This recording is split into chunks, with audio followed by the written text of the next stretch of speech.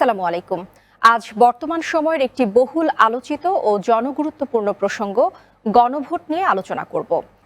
পুরো সময় জুড়ে আপনাদের সাথে আছি আমি তাজনিন মিম। আমরা সকলেই জানি যে খুব শীঘ্রই বাংলাদেশে অনুষ্ঠিত হতে যাচ্ছে একটি গুরুত্বপূর্ণ গণভোট। কিন্তু প্রশ্ন হলো, এই গণভোট আসলে কি, কিভাবে এতে ভোট দিতে হয়, ব্যালট কেমন হয়, এর উদ্দেশ্যই বা কি? চলুন জেনে নিই বিস্তারিত। গণভোট হলো এমন একটি প্রক্রিয়া যেখানে দেশের জনগণ সরাসরি কোনো গুরুত্বপূর্ণ রাষ্ট্রীয় সিদ্ধান্তের পক্ষে বা বিপক্ষে নিজেদের মতামত জানায় ভোটের মাধ্যমে। এখানে জনগণের রায়ই চূড়ান্ত সিদ্ধান্ত হিসেবে বিবেচিত হয়। সাধারণ নির্বাচন যেখানে জনপ্রতিনিধি বাছাইয়ের জন্য গণভোট, সেখানে একটি নির্দিষ্ট রাষ্ট্রীয় সিদ্ধান্তের জন্য জনগণের অনুমোদন নেয়। গণভোট মূলত জাতীয় নির্বাচনের মতোই নির্ধারিত ভোট কেন্দ্রে গিয়ে ভোট দিতে হয়।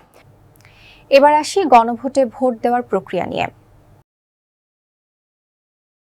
ভোটার তালিকায় প্রতিটি নাম থাকতে হবে এবং সঙ্গে থাকতে হবে জাতীয় পরিচয়পত্র। ভোটকক্ষে প্রবেশের পর নির্বাচন কর্মকর্তার কাছ থেকে ব্যালট পেপার দেওয়া হয়। এরপর নির্দিষ্ট ঘরে পছন্দের চিহ্ন বসিয়ে ব্যালট বাক্সে ফেলে ভোট সম্পন্ন করা হয়।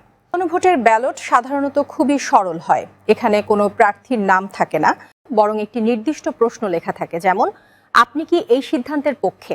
এর নিচে সাধারণত দুটি অপশন থাকে, হ্যাঁ এবং না।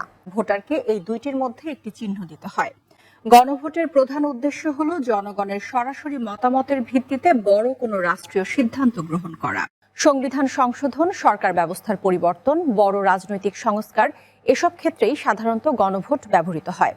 এবারের গণভোটের একটি মূল প্রশ্ন, ভোটাররা কি জুলাই জাতীয় সনদ বাস্তবায়ন আদেশ 2025-এর প্রতি সম্মতি দিচ্ছেন? এই প্রশ্নের অধীনে তিনটি বড় প্রস্তাব তুলে ধরা হবে। সেগুলো হলো নির্বাচনকালীন তত্ত্বাবধায়ক কাঠামোর পুনর্গঠন, দ্বিকক্ষ বিশিষ্ট সংসদ প্রতিষ্ঠা এবং সংবিধান সংস্কারের 30 দফা প্যাকেজ, যেখানে রয়েছে প্রধানমন্ত্রীর মেয়াদসীমা নির্ধারণ থেকে বিচার বিভাগের বিকেন্দ্রীকরণ, এমনকি সংসদে নারী প্রতিনিধিত্ব বাড়ানোর মতো মৌলিক পরিবর্তন।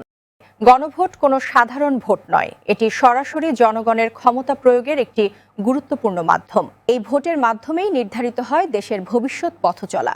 সুতরাং আসন্ন গণভোটে অংশগ্রহণ মানেই শুধু ভোট দেওয়া নয়, এটি দেশের গুরুত্বপূর্ণ সিদ্ধান্তে নিজের মত প্রকাশ করার এক ঐতিহাসিক সুযোগ।